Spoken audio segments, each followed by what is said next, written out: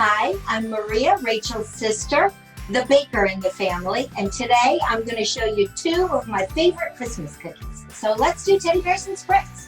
Okay, teddy bear cookies. Combine your butter, your sugar, your egg, and your vanilla. Mix these until it's well combined. Then you're going to add the flour and the baking powder. Start off slowly because flour explosion is what will happen if you don't. I have parchment paper. So I'm going to take the dough and dump it out. I make a ball and karate chop it and take about half of it and throw it back in. We're going to take the melted chocolate and add that. Again, we're going to turn this on and mix that up. I'm going to take a scoop, roll it, put it down, press it. Do the opposite color. You want to cut in fours. That's going to be the arms and legs. You must overlap the dough. We're going to make the head. You're going to take another ball. Again, overlap a little bit.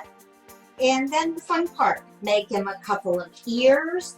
Again, I alternate colors. Now for the nose, take the same color face, make a little ball, put it where the nose should be, and push down a little bit. Then take the opposite color and make an even smaller ball and put it on top of that and press it down. So there you have your bears.